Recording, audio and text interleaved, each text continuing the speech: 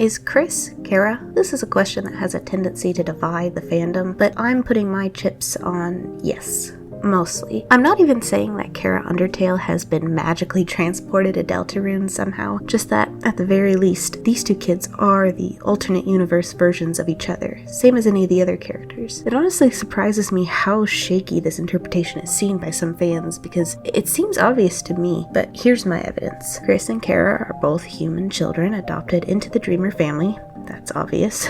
And they both have dark hair and they wear the same striped sweater, but that's all superficial and implying that it might be a handmade gift or a hand-me-down or an identical outfit made for a family photo, something like that. But Kris and Chara both love chocolate, they both like to pull pranks, they're both described as creepy by others, and at the end of the pacifist route, Asriel says that Chara quote-unquote hated humanity. We don't see any outright confirmation of Kris hating other humans, but when examining the How to Care for Humans book at the library in chapter 2, Kris immediately shuts the book at the mere sight of unfamiliar humans. So Kris at least carries some fear or revulsion toward the rest of humanity, if not a extreme dislike of some kind. Obviously, Kris and Chara have different names, but ultimately, I don't think it really matters. Actually, I think having a character named Chara in Deltarune would go against the spirit of the meta aspects of Undertale, considering you, the player, are responsible for naming the first fallen human. So that means that Chara isn't really this kid's true, real, only canonical name anyway. You could also argue that Kris and Chara have different colored eyes. Chara's are brown and Kris's are quite famously red. But one interesting thing is, when you complete a pacifist ending after a genocide run in Undertale, in the scene at the very end, Chara is shown with red eyes. This is after we've straight up given Chara our souls, so do you think red eyes imply possession by the player? Chara also seems to have yellow skin, so perhaps jaundice is also a symptom of player possession. I think it would be interesting if these two kids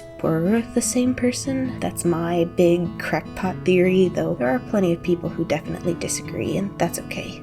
But what do you think?